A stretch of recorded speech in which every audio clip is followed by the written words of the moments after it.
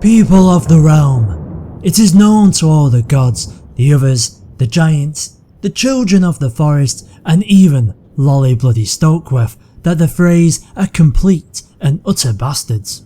They turned against their liege lord, imprisoned him, and now have taken his lands of River Run.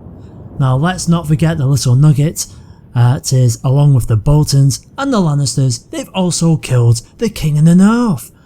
And that was while he was under guest right.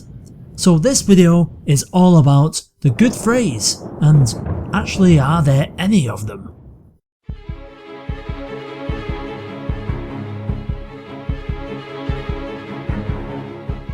Westerosi and Exsist. Throughout the books, Walder Frey has shown both he and his family to be the most untrustworthy vultures in Westerosi history. Bitterness and resentment lives in the twins along with his family, the majority of whom are known better than the head of this particular rodent, and as with most rats, when a great ship starts to sink, they're very soon to jump off that ship and straight into one occupied by Lannisters and Boltons. Personally, I think that the Freys have cause to be upset. King Robb, after all, has broken his word to them, whereas they've actually kept theirs. They supported him. But then again, they gave little option to the King in the North. They had him firmly bent over a barrel as he quickly tried to march south to save his father. But whether you agree or not on whether they were just, whether they had cause, I think the one thing is a certainty, that the way they went about it, their actions, are not just at all. These actions are a curse, and the question is it going to curse their family to their doom? Well, amongst this bunch of bad eggs, there may very well be some worth saving. Now we know that Edmure loves Roslin according to Perwyn. We know that David Lannister, who is in open disdain of the Freys through his forced marriage through one of them, he actually seems to deem Perwyn to be a decent man. That is what he says to Jaime. We also know that Robb Stark held Olyvar in high regard, took him to squire as part of the agreement with Walder Frey, but he did like the lad and thought him very competent. Now it does show he was an excellent squire, and of course he was devoted very clearly to Robb and the Starks. But can these three people restore the Frey name? Well, of course they can't. The name is an open sore on the realm, and it promotes not only disgust but also mistrust to any who hear it. But there may very well be a way that these three can help to repair the damage. After all, these three are siblings. Roslin is described as small, a maid of 16 years, and is the fifth daughter of Lord Walder. She has very white skin, a pretty face with a delicate nose and big brown eyes. Edmure, upon meeting her, thinks that she is sweet. As the wedding progresses, Roslin becomes more frightened and actually begins to cry. It's clear that she knew of the plan to murder the guest, but she chose to keep quiet. Now this does make her complicit, and we know that the Frey actions are unlawful in the eyes of the gods, and they're actually just plain wrong. But Roslin herself is not a bad or evil person, because Martin actually likes to deal in shades of grey. She happens to be a good person as not to disclose a horrible thing for the benefit of her and her family. So in a way she's been dutiful to her kin. I know she doesn't clearly agree with this, but she's too scared to do anything, and we don't know why she's scared. Has she been threatened by Black Walder or someone else? We're not too sure on that. If we move along to Perwyn Frey, he's the 15th son of Lord Walder, and when Catelyn treats with Walder to negotiate the price of the crossing, it's Perwyn who is left with Robb to ensure his safety. Now this actually seems like an utterly free thing to do, because it's not a fair switch. Catelyn is effectively Queen Mother of the North, or Mother of the Lord Paramount at the time, while Perwyn was on his way down. He was right down at the bottom of the pecking order of the Freys. The exchange is more a slight to the Stark's honours and Perwyn's position more than a statement of his worth. Or it could just be the fact that Walder is being his usual sexist self and thinking that Cat is only worth his 15th born son.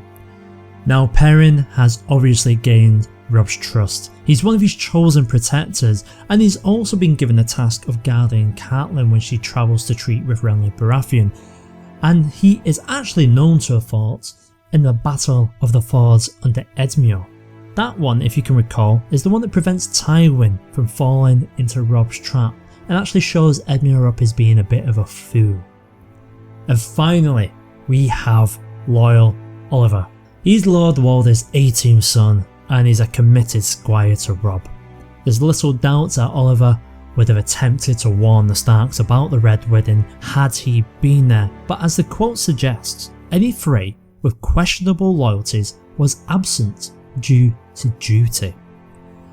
Although Olyvar was 2 years older than Rob, he took to his duties with a passion, and if it hadn't been for other members of House Frey, he probably would have continued in this role. So how can these three survive in a world where having the name Frey now means Kingslayer, Oathbreaker, whatever you want it to mean? It's a sign of open disdain. How can these people go on? Well, let's first discuss Roslin's role. Roslin Frey is now Roslin Tully. She's aware that soon as she gives Edmure a male heir that he is good as dead, so she's there hoping for a girl. The two are clearly smitten with each other, and providing that Edmure survives to lead the Riverlands again, having a strong marriage at its forefront could only help. But this is going to be difficult because currently he's a guest at Casterly Rock. I believe that Roslin's role will be to give Edmure purpose. It's been shown already in a way to make him more world smart than he is shown to be in the past. As we've seen with the Battle of the Fjords, he wasn't the smartest tool in the box. Now, as with her mother, it's very clear that she will produce sons, and that's only going to stabilise a recovering Riverlands. Now, providing that the main branch of the Freys and the Lancers are defeated, of course, and right now that's a very big ask. So he's going to need some help. So let's have a look to the east and to Rosby, where an unnamed ward resides. He's refusing entry to the neighbours of Stokeworths, and there are actually many possibilities for this person's identity, but we know the person who was the ward to Giles Rosby is now the heir to Rosby lands after Giles' death. Now, I propose that the heir is the firstborn son of Lady Bethany Rosby, but you'll know him better as Perwyn Frey. After all, he hasn't been seen since the Feast of Crows, and although Rosby isn't a military powerhouse, it doesn't have grand fleets or big armies, it's somewhat of a farming giant. It provides foods to the Crown lands, and it has been known to support the capital. So, would that just be the thing that a Tully rebellion would need with their lands ravaged by war and fire? I think so. Just so you get some context, I'm going to put up the family tree here of Walder and Bethany Rosby.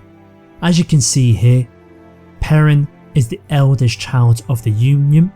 Benfrey, who you see next, is actually dead. He was wounded by Stark forces at the Red Wedding after trying to take on a Mormont.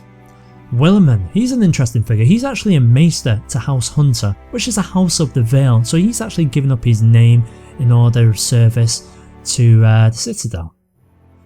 Olyvar's then next in line, and then you can see Roslin. Olyvar's role is not so clear, as he's actually been missing since he left Rob in the Storm of Swords. His lack of whereabouts are blamed on family duty also, but that can mean anything. He could be off on some pointless errands to get him out of the way. But ask yourself this: if the loyal squire of Rob knew of the Red Wedding plans, the plans of his kin, and he was off on some pointless errand, do you not think that he would have returned to try and warn Rob? I think he would have. I think that right now, Olyvar is more likely to be imprisoned, under house arrest than the twins maybe, until he accepts his family's fate and the outcome that Rob and Nat are gone. With Edmure being at Casterly Rock, it's important to remember that Roslin will be joining him there once she gives birth, so that means that currently Roslin is in the twins as well. With Roslin in the twins also under house arrest, would that present Olyvar with an opportunity to hatch an escape? Edmure Tully is love-struck. He's scared to plot or attempt to escape as his wife and child are in danger. If Olyvar can see the newborn heir to safety, that gives Edmure a reason to fight again. And if Perwyn and his Rosby lands back him, that would give the fighting men the food they require to build an army and mount a rebellion. Now, I'm aware that this is a big stretch, but what if these children of Rosby could not only shake off the stigma of their Frey name, but also help overturn the damage that their kin have done in the Riverlands? I would personally like to see the loyal Frey make an appearance in the future, because there are more than the ones I've mentioned. People like the singer Alessander was also on Catelyn's mind. Perhaps these lot would join together and branch out, maybe take a new name, leaving the actions of the Freys long behind them. So, what do you think? Can these Freys redeem their house, or will they back the Tullys or even the Stark? Who is the heir to Rosby? So, gather your furs, down your favourite swill, and be on your way, but remember, I'm the Northlander, you know nothing, and neither do I.